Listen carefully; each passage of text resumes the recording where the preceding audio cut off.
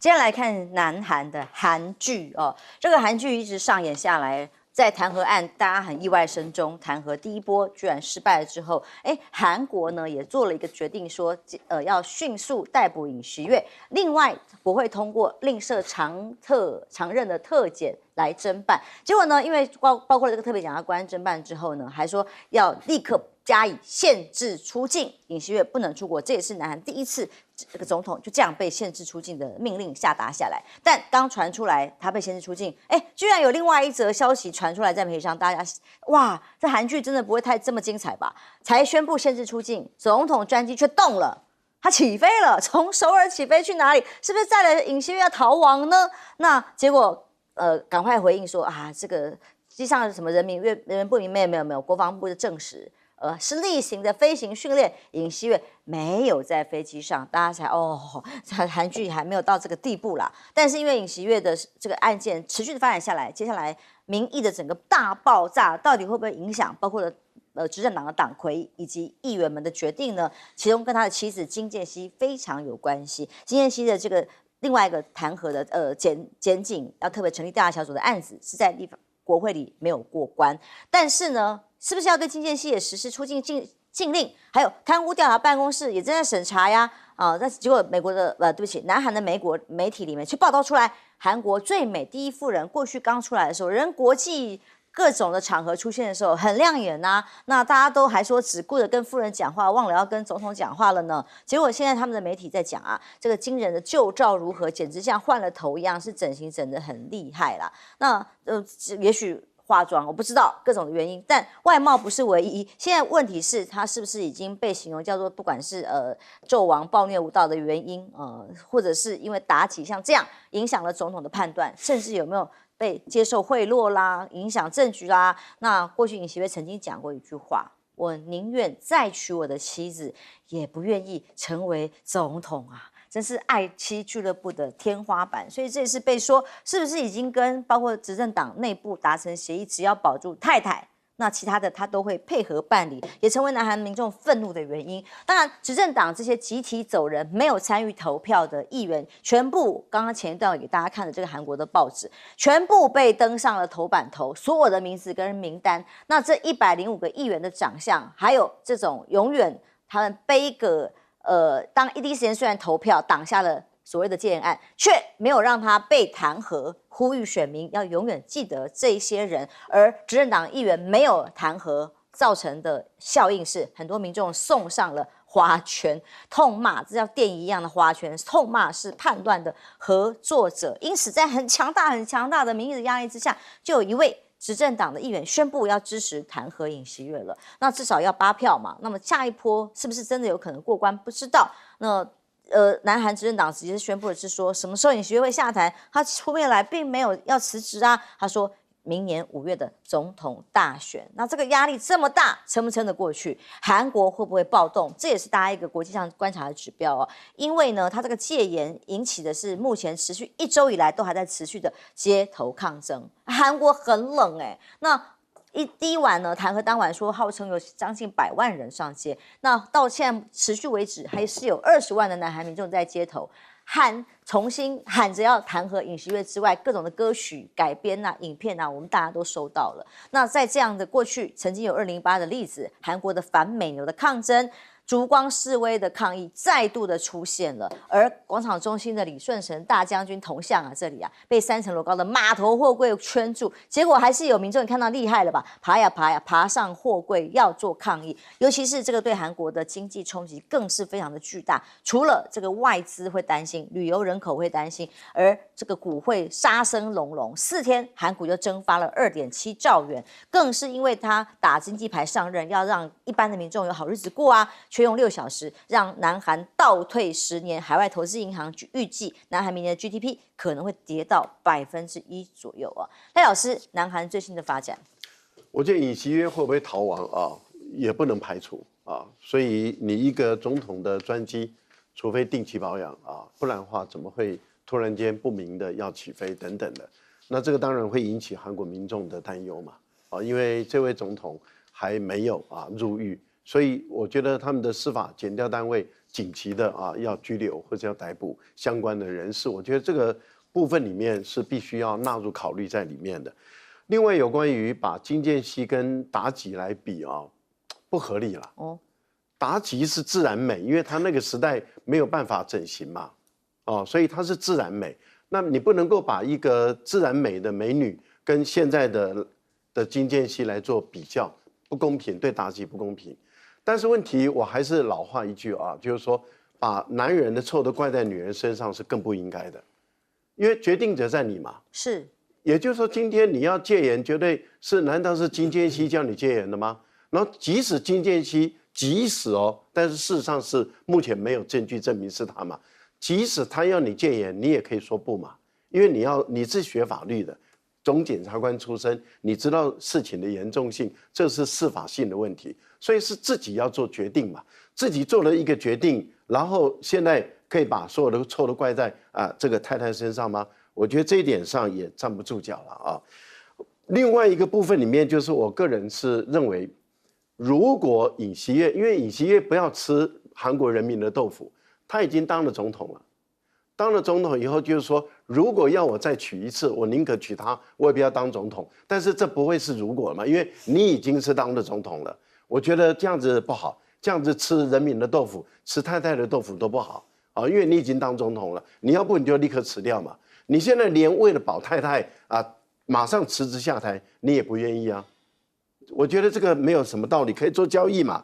另外，我觉得现在的情况是这样子，韩国的广大的人民的力量非常的愤怒，所以这个弹劾案第一次没通过，我们看到就是国民力量出问题了。国民力量颠三倒四，翻来覆去，他们本身已经站不住脚了，从支持弹劾到反对弹劾我觉得也就是说最早是反对弹劾，到支持弹劾，再反对弹劾，这样的一个政党翻来覆去，我们在问为什么？背后有没有美国的影响力在里面？所以他的总理跑去见韩国的美国驻韩国的大使，在这个节骨眼，你去见韩国的大使，身份配不配？我觉得这个部分里面是应该大使来见你，还是你去见大使？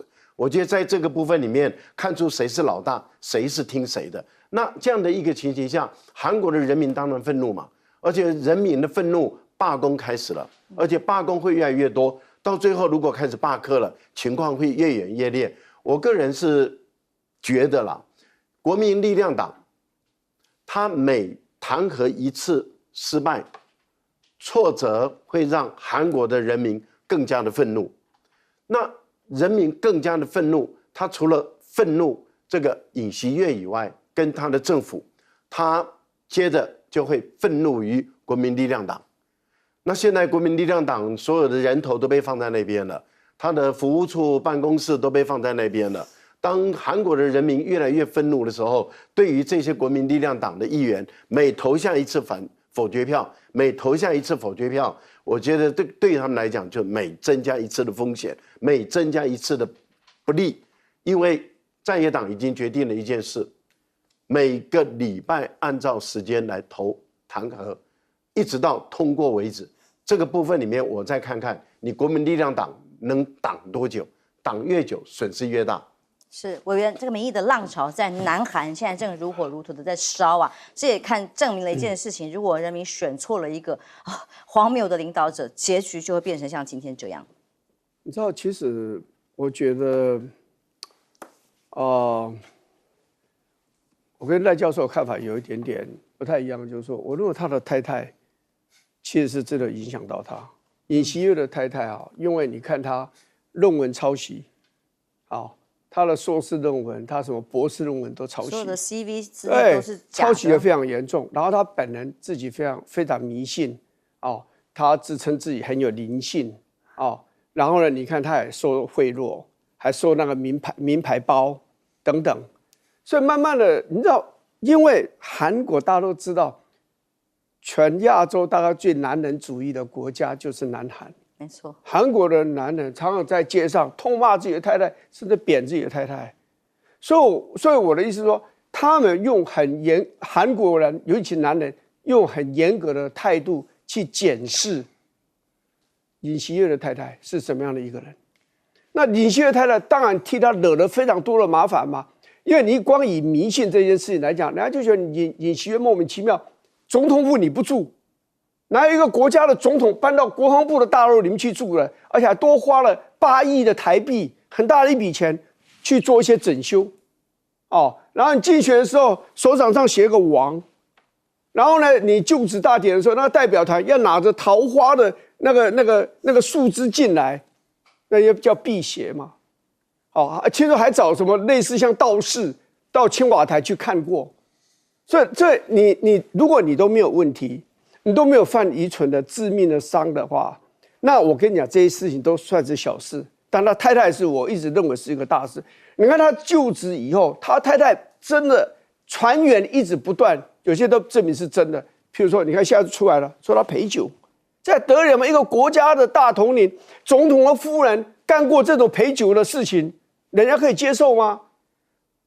最重要还是他不应该宣布一个戒严，而且你把军队无辜的军队都精英的部队牵扯到里头去。韩国人的民主性是非常强悍的。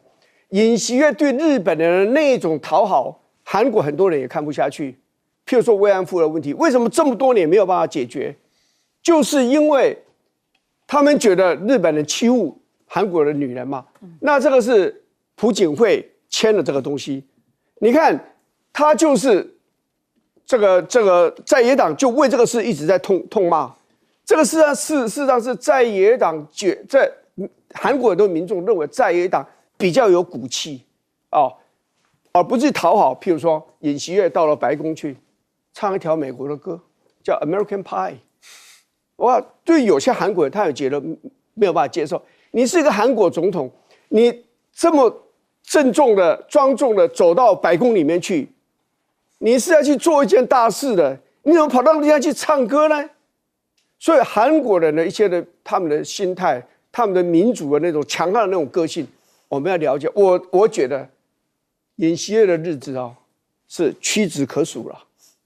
我认为他就是这个位置坐不稳的了。你有一个国家说好那我就不管事了，让总理跟党里面其他的主要干部们去解决，那我就推到后面去。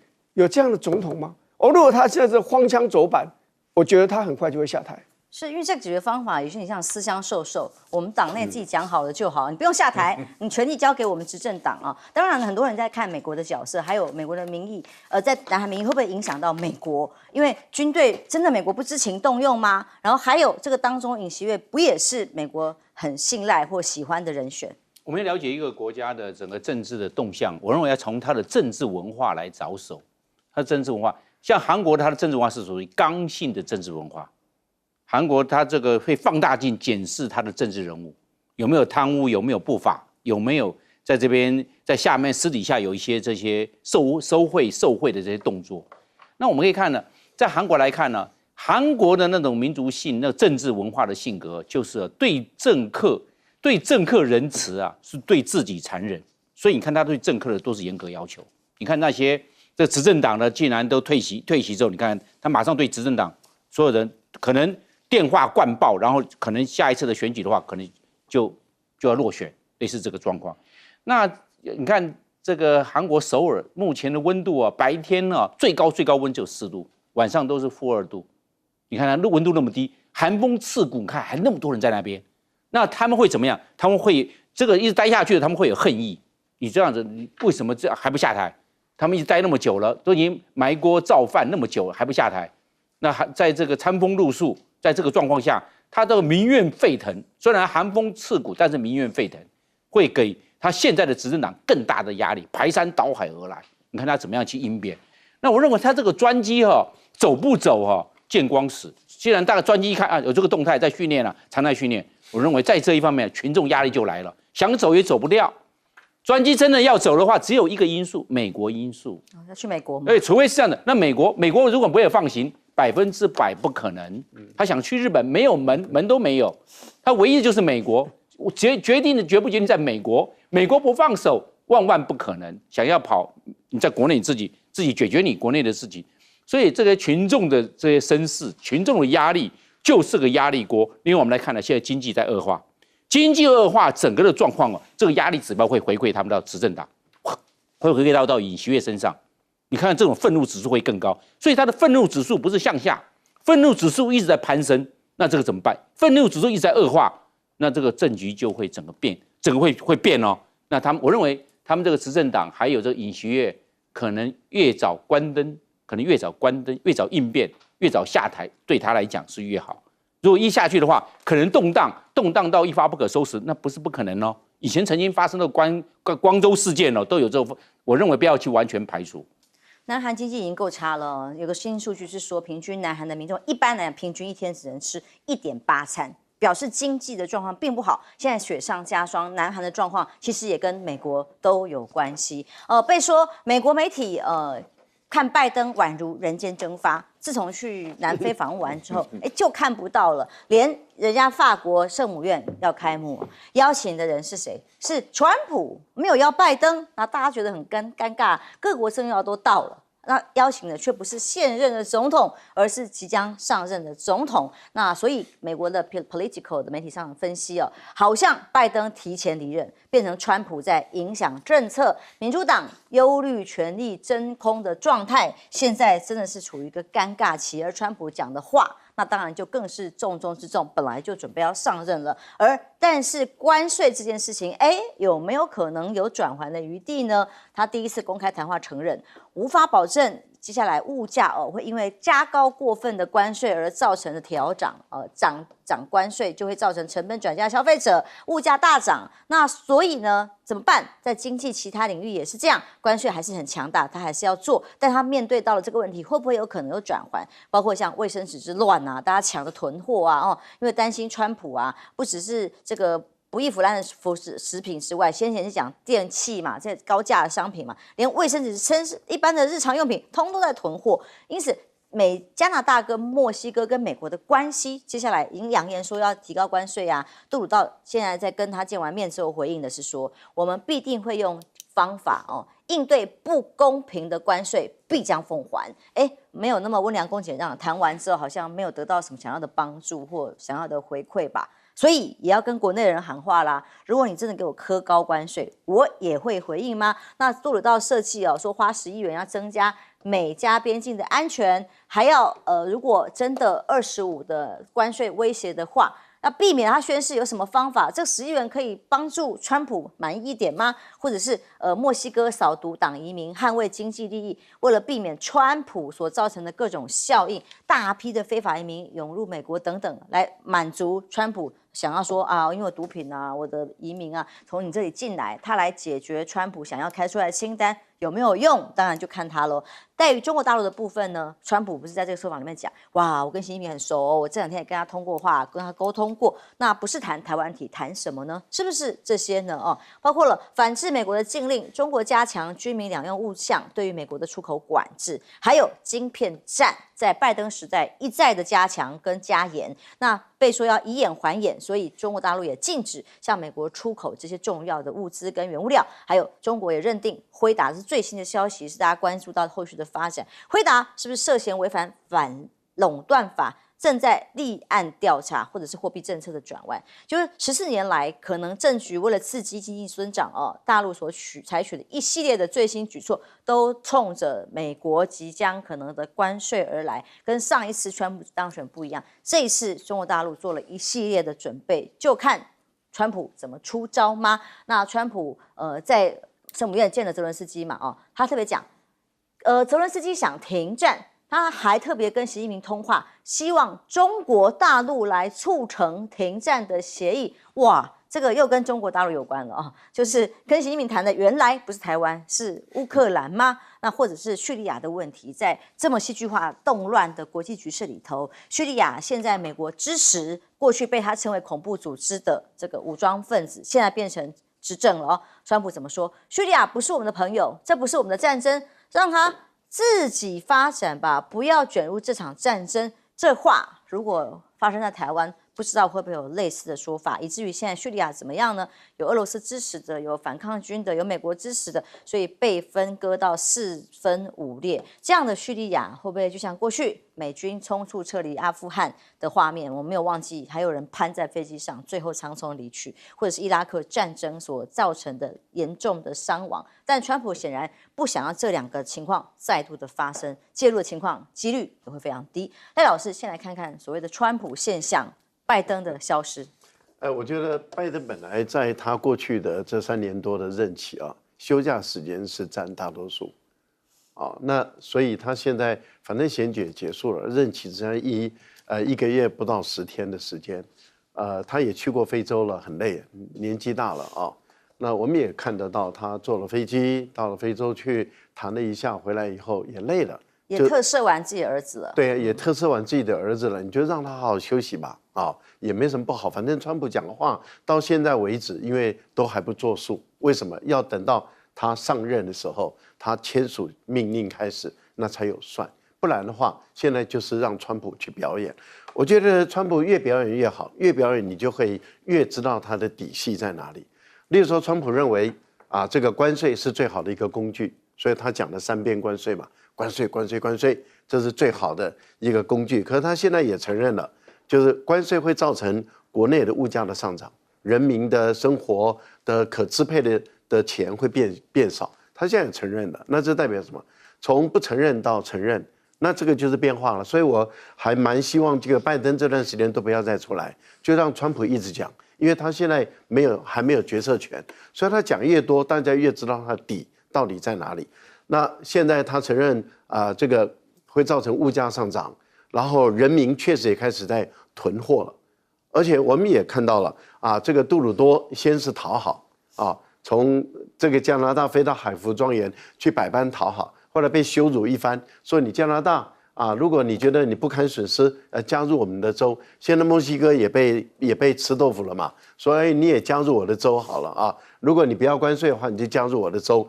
那这个对墨西哥来讲也是尊严扫地对杜鲁多当场的时候也是尊严扫地尊严扫地以后讨好没效，回去以后就说他要反制。可是加拿大并不是真的没有反制力量虽然加拿大赚了美国外汇不少，但是不到1000亿美元，所以川普是自己胡说八道，大概600-700亿美元。可是问题是，有美国很多州，大概有30几个州，它对于加拿大是出口大州，也就是说，并不是加拿大在对30几个州里面都是出口州，是进口州。为什么？因为加拿大的石油跟天然气卖给美国，就占它的整个贸易总额1/3了。那换言之，也就是说，加拿大的很多商品都是从美国买进来的，它卖的是石油跟天然气，占大宗。那你想，对于加拿大来讲的话，它对于那几个州里面再选定共和党的几个州，它开始下手。他过去在钢理税就是这样嘛，他当时川普对加拿大课钢理税的时候，杜鲁多就采用了这个策略，针对于这个川普的软肋的几个州的共和党的州下手，结果他们给川普压力，川普后来就取消了。18年加关税，19年关税取消，这代表什么？川普一旦有压力以后，还是会后退嘛。那现在美国要对中国大陆，以川普的说法，哇，那个关税真的是不得了又是60，又是10，又是100然后到处加，不管他加多少，可是我们看到大陆现在这1个月就12月到现在才10号，他一连串的出手。例如说，您刚才有提到了对稀土的管制对加者，而且只禁止到美国去。我们也看到了，他对于大陆美国的军工企业13家，那么制裁了；对于军工企业的6个负责人制裁了。这些负责人以后转到别的企业，很难跟中国大陆做生意因为他是被制裁的一个对象。还有，我们也看到了，您刚刚讲的，对于辉达，辉达的反倾销已经开始启动了。那如果说一旦批准的话，辉达2023年在中国所赚的54亿美元，那么最高可以罚到10%，就是5.4亿美元。所以你看辉达的股票马上就往下降了，今天就跌了，昨天就跌了2%多。这代表什么？大陆一直在出手，在增加它的筹码。这个筹码越多的话，跟川普做交易的空间就越大。休息一下，马上回来。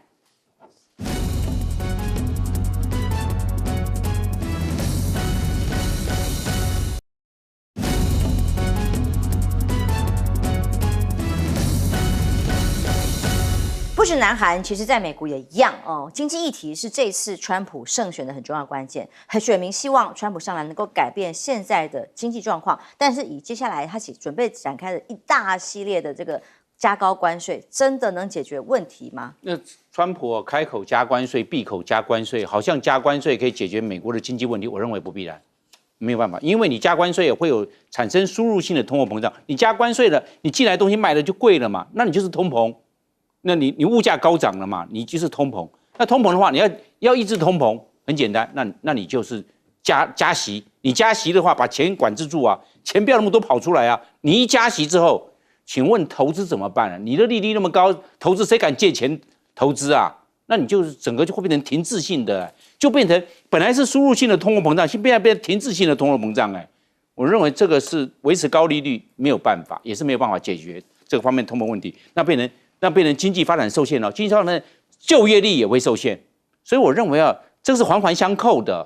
不要说那个川普一直认为加关税就解决问题了，解决经济问题了，我认为未必。那这个我认为要从美国的经济结构来着手才对了，不是光只是从关税来着手来着眼。我认为这没有办法解决它这个基本的问题。我认为这只是一个治标，暂时治标，但是治本还是没有办法。我认为川普目前现在是治标，并没有治本。那我们现在另外看这个乌克兰战争，这个泽伦斯基，对我们讲的泽伦斯基因为泽伦斯基我认为他打不下去了，一定打不下去。他兵败如山倒，11月份的话丢到了600多平方公里，你怎么这是越丢越多？他现在可能有点就类似兵败如山倒啊。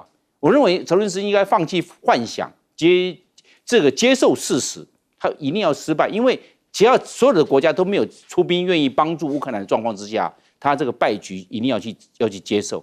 然后你越往外接受，你损失的越多，因为死掉的人、战死沙场的人会越多嘛，那怎么办呢？而且乌克兰一向都知道，大家知道乌克兰贪污很严重，对不对？会倒卖武器啊，会做那些事情啊。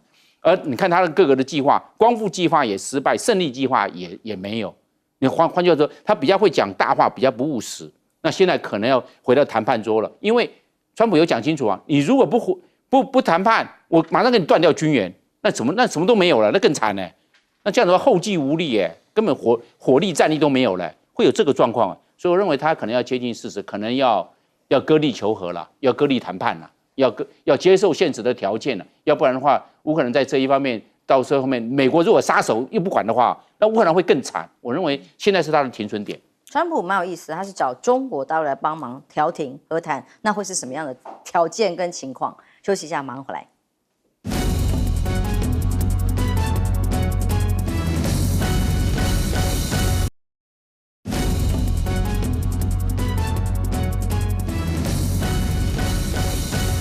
川普的关税政策，委员看起来是不是有转圜的余地了呢？我认为不会转圜因为他在选举的时候讲了太多次，他要提高关税。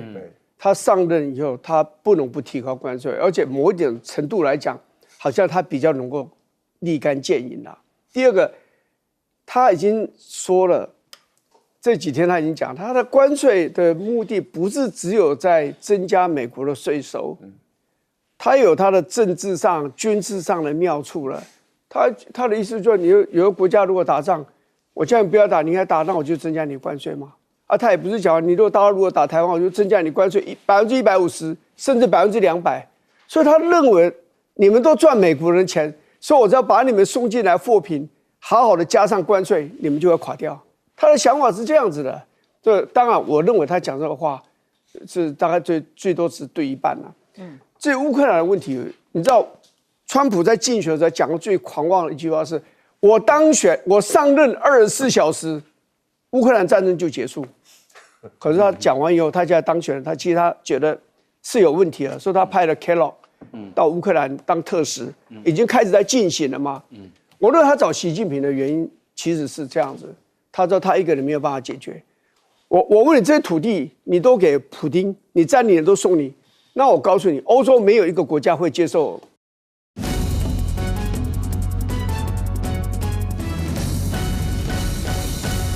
各位平安，欢迎收看 TBS 新闻大白话，我是王浅秋。首先介绍这一节跟我们一起讨论最新国际国内议题的来宾，第一位是国际政治专家赖岳乾老师，主持人好，观众朋友大家好。国际战略学者林玉芳，大家好。前空军副司令张延廷将军。主持人好，大家好。看看几个最新的消息哦，包括这个民进党说要筹划民进党的青年部吗？这个是这个林右昌代表民进党去跟自民党日本在自民党拜会所做的一个内容讨论，就是说期待未来两党之间可以保持畅通制度化的交流组织，青年局会是一个类似自民党的青年局的这样的组织那沈伯洋是不是就有这个机会马上要出任了呢？先来听听沈伯洋对于这两天本来说赖总统回国前后一定会有大型的这个利剑溪大规模的军演，他怎么说？如果中国要做相关的演习，非常取决于天气。最近大家都知道天气没有那么好，而且呢，在冬天这个台湾海峡的海象非常的差，所以呢，在这一个天气因素的条件之下，也有可能让这一个他们的演习没有办法成功，又或者他即使演习的时间会缩得很短。所以，如果把更充分的资讯告诉人民，让人民知道不确定的因素在哪里，那即使最后没有发生，大家也会知道原因，那也就不会出现说一直听到示警却感受到疲软的情况。这个消息从哪里来的？最早不是我们某不具名的国安高层告诉外媒说，赖总统出访前后会有大规模的大陆军演吗？那现在这个意思就是说有啦。本来要有的啦，可能天气不好、海象差等等各种原因所造成的吗？那或者是联合利剑溪将要启动？国防部讲的有啊，在浙江、福建空域开设了7个地方。那大陆的回应是说有没有共军对于台湾的军演是针对赖总统而来等等？他回答：台湾没有什么国防部，台湾的问题是中国内政，一定要讲到这个极点就对了啦。那国防部怎么回应？他说中共没有宣布利剑军演，可是实际上已经做了就先前这个国安人士所放的话，不管是国防部或是沈伯洋立委，都要用各种的方法来证明，就算没有也是因为天气不好有真的有，只是你们不知道而已。他说这样，有几个最新的消息是这样的，不止59共机舰的在这2天在台海附近的穿梭之外，外媒甚至报一共有共建90艘，直接在第一岛链跟第二岛链之间。那国防部的情次室次长还特别讲，哇，这个数量非常的惊人，散布的位置超过台湾再往东第一岛链、第二岛链之间。想要传达的就是所谓的台海内水化中国海军的大动作，日本防卫省说又有3艘连续2天经过冲宫水道进到太平洋，那么共建行经宫古海峡已经成为例行常态的警巡。那台日的关系或在台湾附近所谓的台海内水化也是正常。问题是到底有没有这个军演？总是我们说有就有啦但川普怎么说？马上就要就任成为白宫的主人，他怎么回应？被媒体问到，请问如果中国大陆无力犯台，是不是会致力捍卫台湾？他说从来没有这样说过一直问他问了好几次，包括还是不愿意说吗？他没有，他说我没有这样说，是因为我必须协调事情，而且他说我也不会这样说，他必须要去协调。那最后问，那你可不可以说你会不会保护台湾？他说我会宁可选择希望中国大陆不要攻打台湾我跟习近平很熟问其他问题他都回答说我跟习近平很熟悉，而且我们前3天还刚做了沟通，到底沟通什么我们不知道，但美日非抗中的这个氛围，各种的防卫的系统呢，是过去在拜登时期的重中之重。但共同社的报道是认为，美参众两院呢敲定2025年的这个财政国防预算框架里头，授权法案继续受准支出总额大概8952亿美元，所以呢，接下来要求政府呢制定把驻日美军司令部的整编变成统合军司令部要剑指中国。因为俄罗斯的潜舰突然在南海现踪嘛，也传出来说菲律宾很紧张，包括海军新闻的报道，就是说，小马可是今年的1月就要批准大概1.14兆新台币来做军事现代化，买一些美国新的武器。菲律宾的海军发言人甚至说，已经提交2艘新舰的计划，那会采购更多的反潜作战能力以弥补菲律宾相关军方能力的不足上次登舰检查之后，在这个南海的地方的冲突仍然是非常的严峻。那买一艘舰艇要长久规划，报道要凸显亲美同盟还是持续在的吗？川普上来之后会不会有改变呢？包括了这个猎杀 F-35、F-22的隐形战机啊，俄国提出这个海盗防空系统，不但能够遏制现代化的炮弹之外，还能够对付美国的隐形战机嘛，成为双方在军力上面的一些秀肌肉跟互相的较劲啊。委员，我们先来看一看，当林右昌说我们要成立一个民进党的青年局，这个到底意义是什么？民进党一直都想要跟日本加强联系，特别跟自民党，所以很多的日本的议员到台湾来，都跟民进党进行很密切的这样一个交流啊。所以这是反映他们对国际政治的一些看法，区域政治的一些看法。他们觉得拉拢日本对民进党来讲是很重要一件事我倒是想讲到这个川普的说法，中共如果武力这个犯台，美国要怎么做？川普有很多种版本啦。第一个，川普本来就是一个善变的人第二个呢，他就是在竞选期间呢，他为了要讨好这些选民，他也说了很多不一样的事情。譬如他讲过说如果是这个中国大陆打台湾的话，他讲那我就轰炸北京啊。如果俄国还去侵略这个乌克兰，我就轰炸莫斯科啊。所以他讲过，这个真是很狂的讲法。过来他也讲说他们不会，如果他会的话，我告诉你，我就给中国大陆增加150甚至200的关税，150%到200。这是竞选期间讲的。就他竞选期间也都这样讲然后他甚至说他们应该不会。我跟习近平很熟，他知道我这个人是很疯狂的，所以很少一个国家的一个大国的一个政治人物会讲说我是很疯狂的，所以你最好怕我。这个是蛮有趣的一个人。可是你看他当选，现在还是他讲的话才是真正他的看法，他的观点，他的看法就变得非常保守，变得比较的，你可以说是暧昧不明坦白讲，这个其实就是美国历任总统，不管他讲了什么，最后就回归到一个基本的方针，对台湾也好，对中国大陆也好，就是所谓的武力犯台的问题，他们就是保持所谓的战略的模糊。所以川普讲说，我从来没有讲过，说如果大陆武力犯台的话，我要怎么做，我从来没有讲过啊。他讲过了，而且讲了太多次了，对不对？他甚至讲说，你台湾要我保护，你国防经费就要增加到10%GDP 的10%他都讲过这样的话。只不过他现在他知道他当选了，他要当总统这件事情他要非常谨慎小心。所以也就是说，几十年来的美国的对台湾也好，对中国大陆也好，有关武力的问题，他们的讲法就是维持所谓的 strategic ambiguity 战略的模糊，就是这样子。所以我们就要从这里，其实我们就要去领会一件事情了川普常常觉得美国是非常强大的，而且他是很敢以使用美国力量去追求美国利益的，所以这个是永远会把美国利益放在所有事物的前方所以对于这样的人，我们自己就是要小心。你说这个人你是不是可以完全依赖他？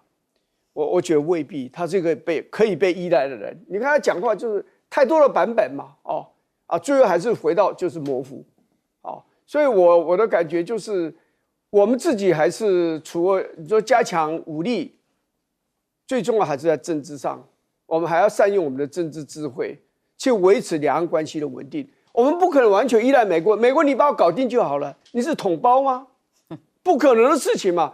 我们有自己的责任，因为大陆就在我们的旁边，我们中间的关系是如此的复杂经贸关系是如此的亲密军事的关系是如此的对立。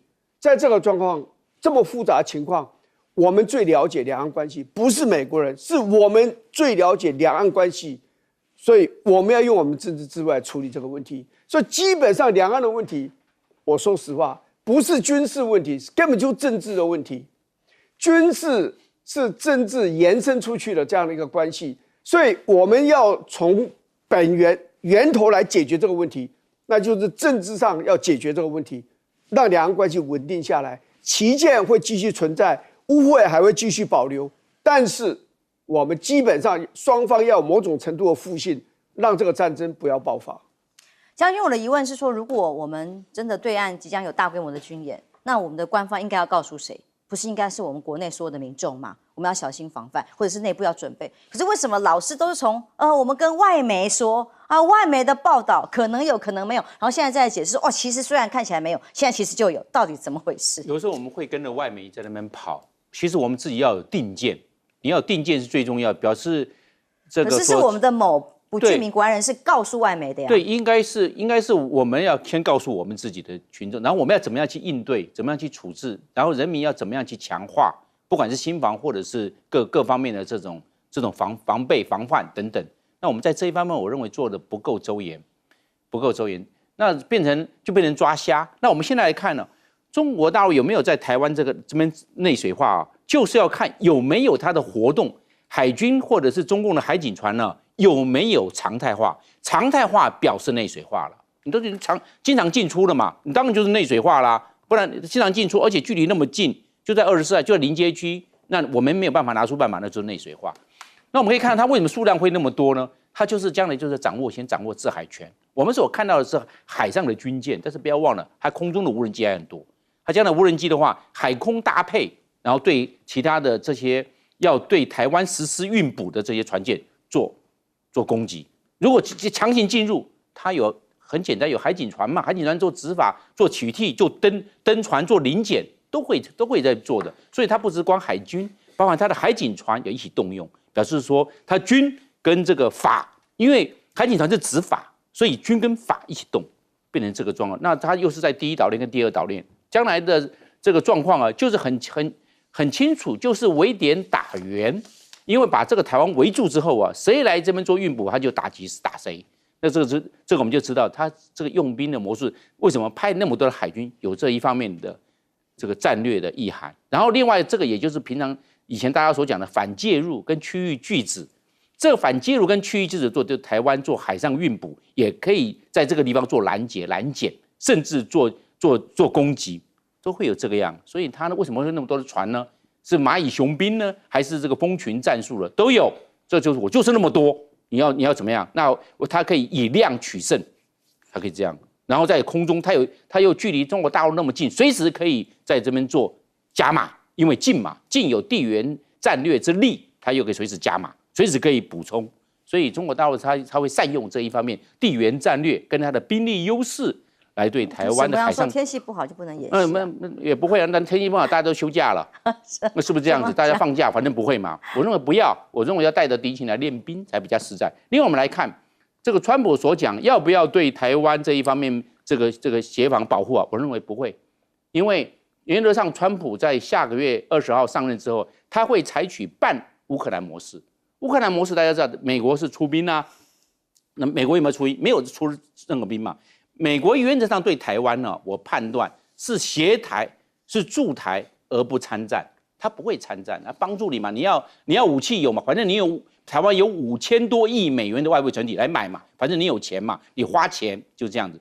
然后你要什么？你要弹药、要武器、要军舰、要战机，卖给你嘛。所以原则上，美国是协助而不参战。第二个，我认为美国会坐收渔翁之利。两岸互相斗、互相争来争去，彼此杀伐，不讲战争啊，把它坐收渔翁之利嘛，对不对？这样子，它对他来讲是最有利得的。第三个，我认为啊，谁给的好处多，他就是倒向哪一边。因为川普他是商人，他给的好处多，那大家就一直抱了美国大腿，那大家甚至 all in， 整个人梭哈一样，通通投进去，谁投的多，他帮助谁。所以，川普原则上他是将本求利，在两岸当中谋求美国的最大利益。那老师怎么看川普最新这个受访谈话？对于要不要保护台湾这件事情，他的定调算定调了吗？那么是不是也会是美国对台政策的一个重大的转变？他已经当选了，而且他准备要上任了。那谈到台湾问题的时候，他选举时候所讲的话一概都不算数了，以他现在讲的开始算数。那他现在讲的算数就是他不会介入嘛，因为不管主持人再三借问、再三逼问。他就说，他就是不肯说我会出兵，或是我不会出兵。这个他都对，他连这个字都不说，他只说我希望，大陆不要用武力，他希望。那这样的一个情形下的话，我们都知道那是非常软的、非常柔的。那重点是在于，他说我连台湾问题都不谈嘛，也就是说，他跟习近平打电话的时候，台湾问题他回避了，他不谈了。那这个跟以往有很大不同了。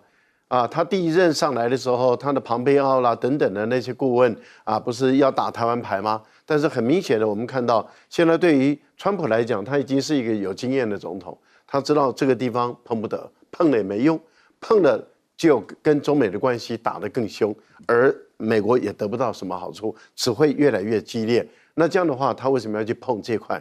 所以我个人认为，寄望于美国介入台湾，或是刚刚严婷所说的美国到时候战时的时候把物资援助给台湾，我觉得这个都还是不实际。为什么？因为一旦打仗了，台湾是海岛，战机如何送到台湾来？已经打起来了，封锁了，空域掌控了，战机如何送过来？坦克如何送过来？大炮如何送过来？军舰如何送过来？根本都送不过来嘛！你如何把飞机空投到台湾来？不可能的事情嘛！所以我是觉得说，连美国的武器弹药要运送到台湾来，台湾是海岛都被整个封锁了，空域也没了，空权也没了，海权也没了，你如何能够把这些武器装备送到台湾来？我觉得不切实际。我讲一下，目前民进党的操作手法是这样：之前先透过不具名的国安高层，把这个讯息送给跟民进党很有关系的特定的指定的那一位记者，然后由外电来报道。接着呢，在外电报道以后，转到内销里面来说会有联合利剑3。好，那现在没有任何联合利剑3怎么办呢？怎么自圆其说呢？就跳出来说，因为天候、气候、海象不好。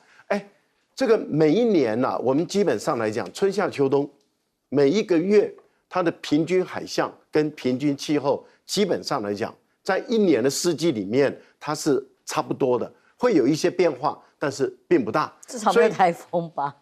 除非台风嘛，至少也没有台风没有台风来了嘛，所以它变化不大。变化不大的情况是怎么样？例如说哪几个月不适合演习，一般来讲就会避开；哪几个月不适合操演，一般来讲就会避开。这个大家都知道的事情。换言之，也就是说，在未来作战的时候，很不适合的情形下，为了避免太大的损失，也可能不会。更何况演习通常要减少这个不必要的伤亡，所以都会避开。好，现在没有联合利剑3了，现在开始在吹，哎呀，因为天后海象，所以没有。那国防部又跳出来说，哇，这个其实有，已经有了，其实有，而且有了这个数量十分惊人。我说胡说八道，你有了你就公布，你就把你的点它放在哪里，你公布给大家看，飞机怎么路线的，海军怎么路线的，然后我们要怎么防范嘛？对嘛？重点是你到今天为止，这有什么不可告人的？请问一下，有哪一件事情不可告人？台湾的民众不能够知道？